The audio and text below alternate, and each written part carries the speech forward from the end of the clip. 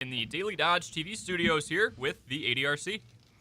Thank you very much, Corey. Yeah, and we're down in the Slumberland Studios, Daily Dodge TV studio, I guess. Yeah, so this is my first time down here. Welcome, guys. Hi, thanks for having us. Hi there. So I'm here with Amanda Higgins, Ashley Sanborn, and Jenny Farmer over at the Aging and Disability Resource Center of Dodge County. Whole lot of things we can talk about, but we always start with the same thing. Let's start with that joke of the month. Okay. Where do you send someone who has had a peekaboo accident? Where do you send someone? I don't know. The ICU. Okay. All right. Don't laugh too hard, Ninja. Jenny, that's actually the first time I think I've been with you during the joke. Before, it's just been other people reading the joke for you. So. Well, aren't you lucky? Yeah, exactly. So I can cross that one off the list there. It's a privilege. But where else do we want to start? It doesn't matter. We kind of have a tentative agenda, but we can start wherever. Do you want to talk about the next topic, the Social Security issues? Yeah, we've been talking about that a lot over the past 3 years, whenever we've been on community comment. Social Security's been having a lot of issues with their phones. And again, we are seeing those issues constant. Got back up again. We thought it was okay, and things were kind of smooth sailing, and then now I feel like we're getting into the black hole. And when you say an issue with the phones, what are you talking about exactly? So when you call Social Security, specifically the Fond du Lac field office, they're very short-staffed. And so if you call the field office, you're going to have to try multiple times because it will hang up on you. Okay. And so don't give up. It's doing it to us as well. So if you tried and it tells you to call back later, call back later. You're just going to have to keep trying. The one thing that we can do is you can file a complaint if you can't get through. And the way to file a complaint is to go to the website of your representative of choice. Tammy Baldwin or Ron Johnson are ones that we usually suggest. They're the easiest websites to manage. So the federal representatives, because a lot of listeners and viewers today might not know that Social Security is a federal agency. So contacting a federal representative is, I think, going to give you the bigger result assistance to help resolve the issue. Yeah. So on their websites, there's actually a link that says file a complaint against a federal agency, or it'll say request assistance with a federal agency, and you can just fill out their online form, and then someone from their office will contact you, ask you about your complaint, and help you resolve the issue. And I was just doing some looking online, just because the two websites are just slightly different. And I know it might be kind of nerve-wracking to, seek out a federal representative about Social Security phone issues. But for Tammy Baldwin's office, if you just Google Tammy Baldwin, it should be the first link or two on the website. And I can't remember if it was at the top or if it was along the side of their website. It's a tab at the top. It says help with a federal agency. You click on that, and then one of the options is Social Security. So I feel like that's easier to navigate.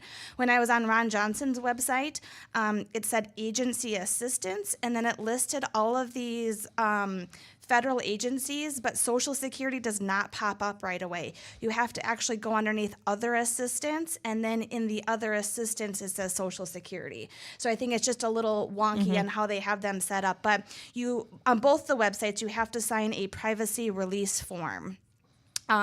In addition to whatever the complaint is about. And more factual information such as the date, the time, exactly what happened, if you get a name of a claims worker that you spoke with, all of that information is going to be very helpful to track back whatever the problem is. And you had mentioned, you had mentioned that this has been a recurring problem. Is that nationwide too, or is it just local? It was nationwide. I would say that it is still at least statewide. There's been issues. I can't speak for nationwide any longer, but when the pandemic hit, they switched their phone systems over, and they had a lot of issues, and it was a nationwide issue. Since the pandemic has ended, they're just short-staffed, and your phone call gets sent into a queue, and then you're kicked out of the queue. Okay. And we don't know if they're doing anything to resolve that. We haven't been told. But the fact that it's an issue and it's been going on for a very long time, if we're not contacting our representatives, there's not going to be a change. There's not going to be any results. And so we're just really recommending that if people are running into these issues, let your representative know, the federal representative of your choice, and let them hear what the issues are so that we can get some resolution. I think they, the more that, we can help people explain that these issues are going on, but also these federal representatives hearing it from multiple people that the same thing is happening, I think is really going to get their ears perked up that there still is a problem and they have to address it.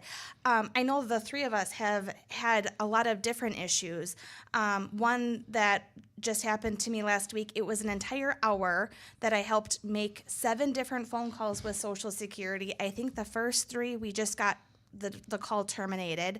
The next 2 or 3, we waited for 20 minutes before the line says, there's no representative available. Please hang up and call again.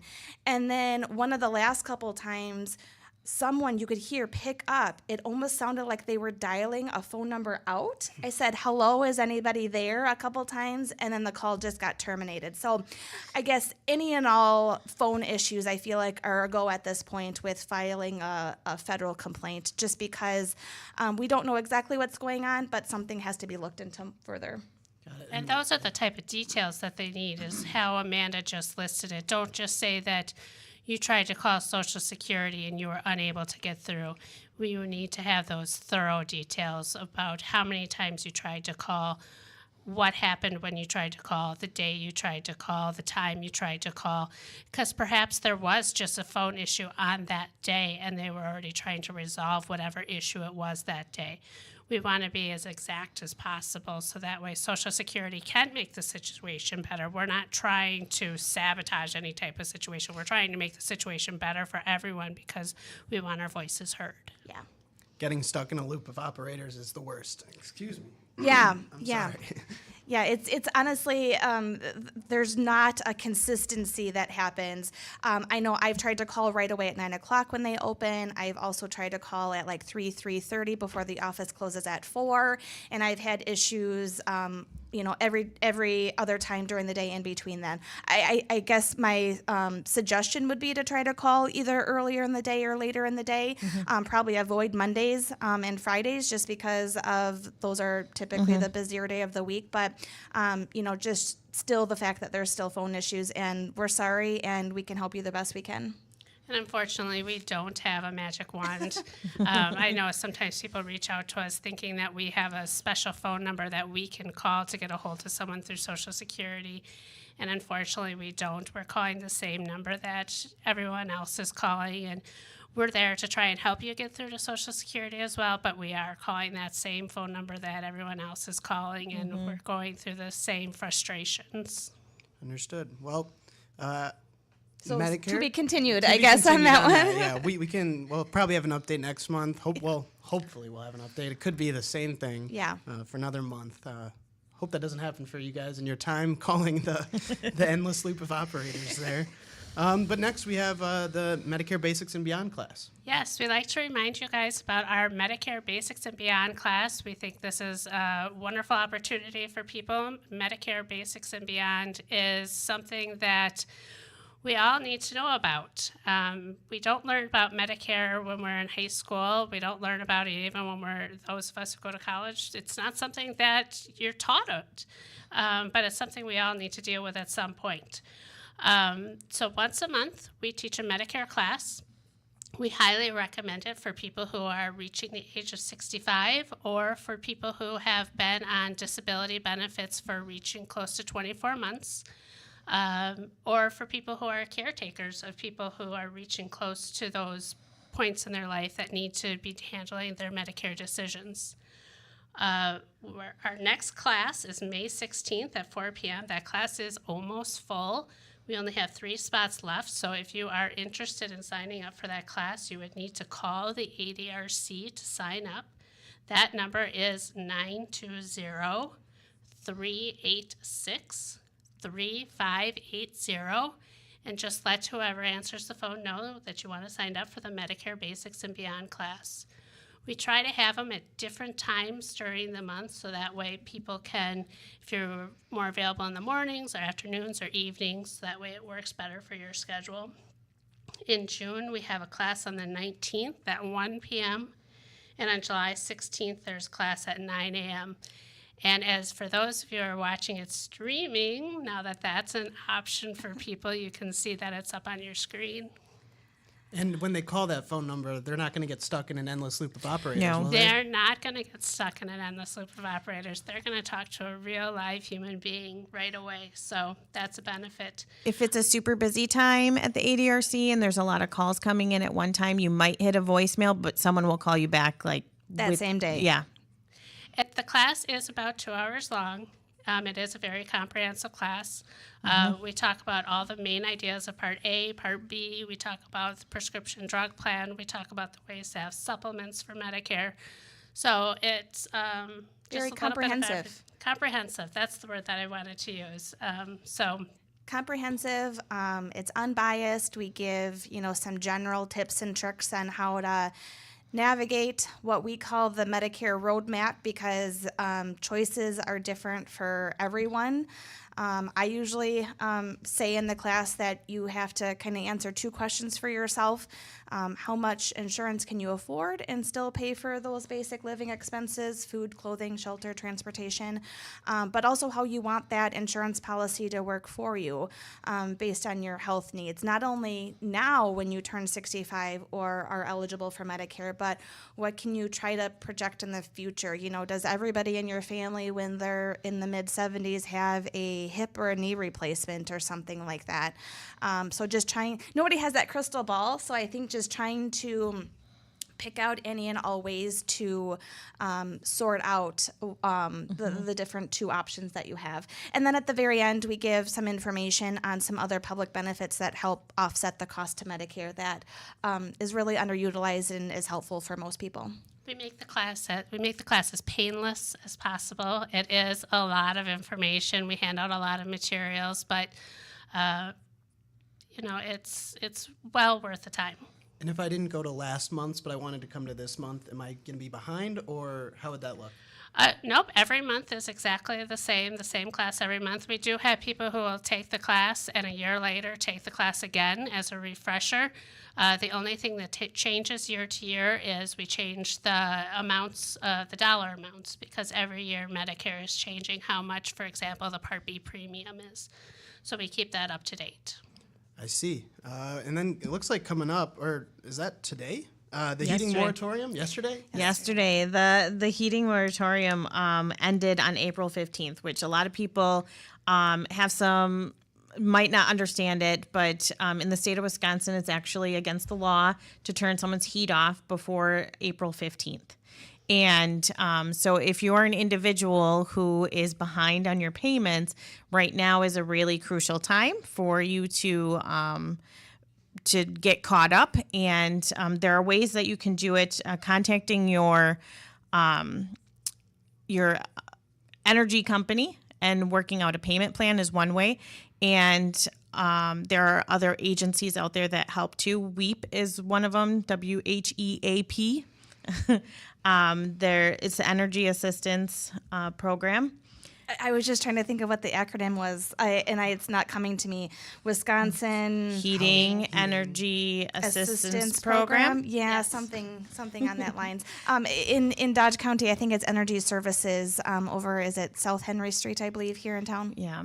So there are ways to get assistance. There's also one thing that people in Wisconsin should know, that as we get to the warmer months, if your energy is going to be turned off, and that includes your electricity, if you have a medical condition that is life-threatening for you to not have, if you do not have electricity, it will be life-threatening.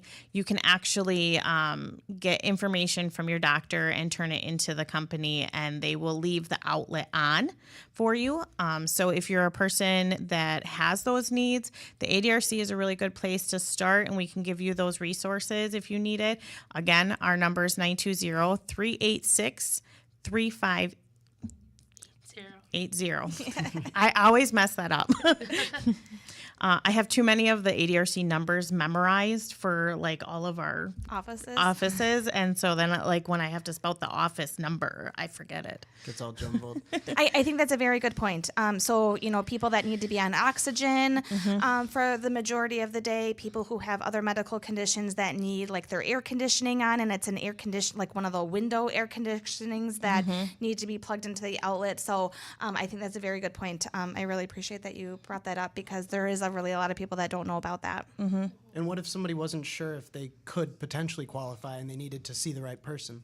I think starting point would be to call the ADRC and talk to a resource specialist. They're going to go through what are your medical conditions. They're going to ask you about things, and then they're going to give you the resources to help you.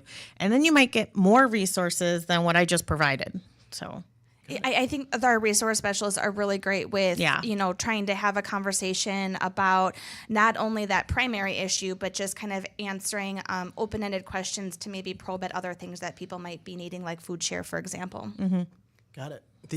Well, I guess it's a big time in healthcare right now. I didn't realize any of this, and I bet a lot of people didn't either. So the heating moratorium ended yesterday, and today is National Healthcare Decision Day.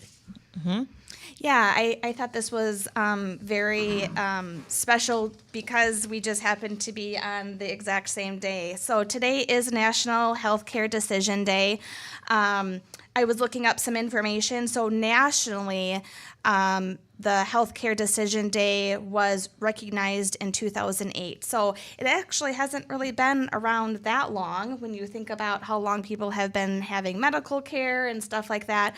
But I think it's being more important to have these conversations with your loved ones and your family members about what your final wishes are in the case that you either pass away or are no longer able to make those decisions on your own. That's also called being incapacitated. So there are really 4 main documents in advanced planning that a lot of the healthcare practitioners recommend. The first one is power of attorney for finances. The second one is power of attorney for healthcare, living will, which is an optional document. And then the fourth one is authorization for final disposition, which is really helping with burial and funeral arrangements. So a lot of people really don't know these documents. It's kind of a foreign language when you start kind of getting into the weeds of how these documents function and the authority that these documents will allow someone else to make. Another thing that a lot of people in Wisconsin do not know is that Wisconsin is not a next of kin state.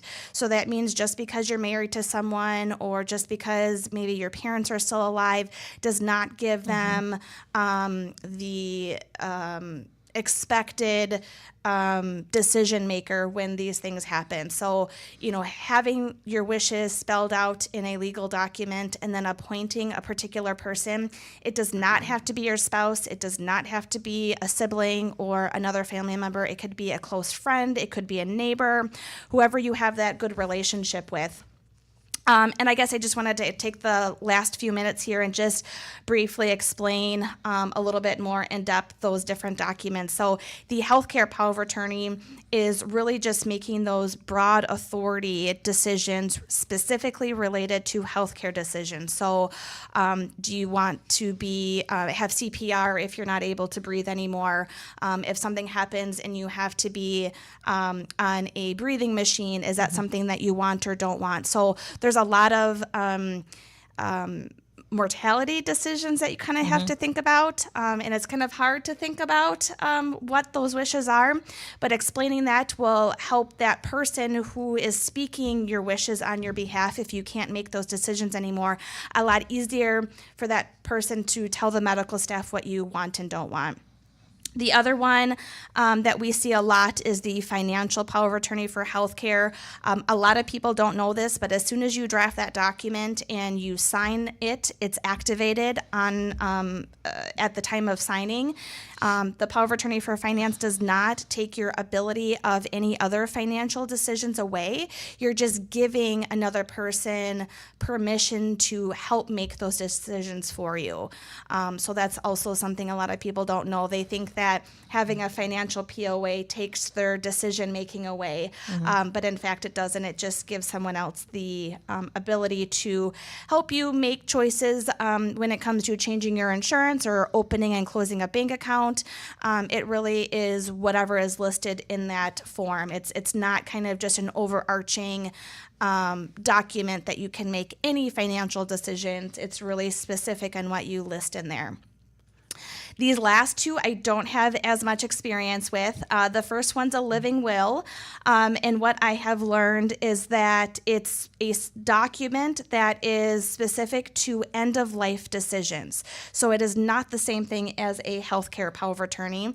It's specific decisions that are made if a person's actively dying, whereas the healthcare power of attorney gives more of a broad authority when someone is not dying, but they just can't make those medical decisions.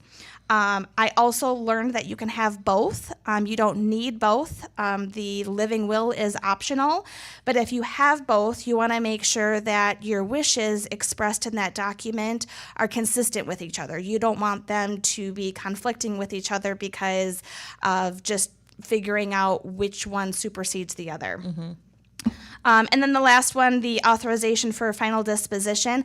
A lot of people might have this already written in their other estate planning documents, such as a will, but the final authorization for final disposition is giving either a person or an agency, like a funeral home, permission to make those final wishes of what you want at your funeral, essentially. Do you want to be cremated? Do you want to be buried in a casket? So those wishes are in that document. It also says in Wisconsin state law that if you don't have this final document, that other family members, such as a spouse or siblings, can make those decisions, but it's really highly recommended, especially when the rest of your family is going through such a grieving time, that some of these decisions are already made, so they can just make those decisions happen for you, and they can just really focus on remembering all the great things that you did. I have 3 brothers, so I will definitely have that done beforehand so that they're not fighting over different things that I might have. Yeah, and in those documents, you could have, one agent and then a subsequent agent. So if the first one is not there, then the second one just automatically takes over. There's lots of choices. There are free documents available at the Wisconsin Guardianship Support Center, their website. They also have a ton of additional information, such as do-it-yourself documents. There's even a document on there that says the 10 reasons why you should have a healthcare power of attorney. And then you can also find these free state forms at the Wisconsin Department of Health and Human Services. But if you want certain decisions made at certain times in your life, like if you don't want the healthcare power of attorney activated right away, you want it activated when you are no longer able to make those decisions, that's where you might want to seek out some additional legal advice and work with an attorney that might draft their own power of attorney for healthcare or finances. I always joke that there's been a lot of insurance shows, insurance talk, and I don't really have the best idea of what the actual language is that's being used. But what I do know is that if you're proactive about it, it's a lot easier later on. And that's the biggest takeaway that I've had from everything is no matter what, always get ahead. You don't want to be late to anything, especially a lot of these important documents. Yeah, have questions with your healthcare professional if you're not quite sure where to get these, how to get these. Once at least the healthcare power of attorney is drafted, you want to make sure to give it to your medical staff so they can put it on file. And there's lots of great resources out there. Even if you're not quite ready to draft the document, I think just getting some of that general education on the front end so you can have a start of what that planning process looks like. I think the biggest misconception in Wisconsin is what Amanda said, that people think that it's just the next of kin, and it really isn't in Wisconsin. And what happens if two people in your family don't agree?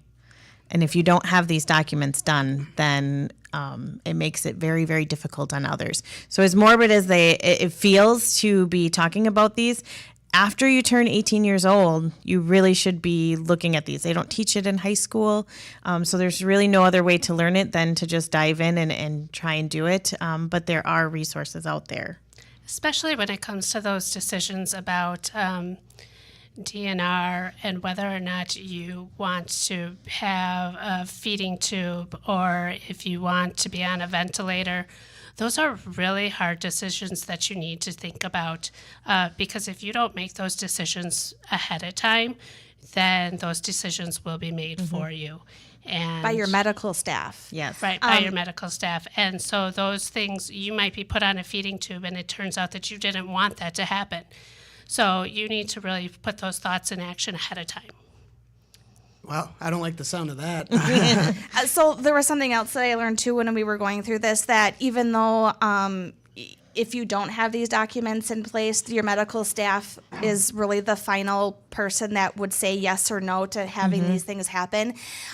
There is kind of general policy at a lot of the hospitals and healthcare facilities that they will consult with your family members, but even if they consult with your family members, it still goes back to the medical staff and what they're going to want to essentially save your life.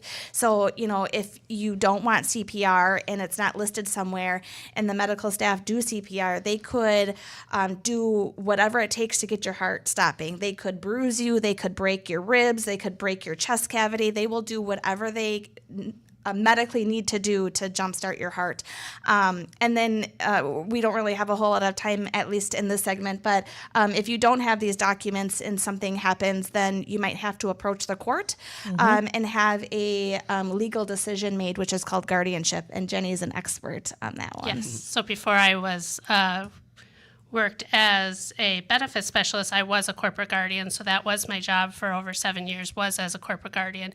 So that was my position, was making those legal decisions for people based upon what the court had appointed me to do. So I was that person who made those decisions for people. So it is part of life that a lot of people don't make these decisions ahead of time, and more often than not. So make your decisions prior. And we're all about choice, so this is where we're trying to be that sounding board and explain and how the importance it is. So we appreciate you guys having us on today. Yeah, well, thanks for coming on, Amanda Higgins, Ashley Sanborn, and Jenny Farmer. Thanks so much, guys. Thank you. you. All Thank right, you. See you next month. That'll do it for today's community comment.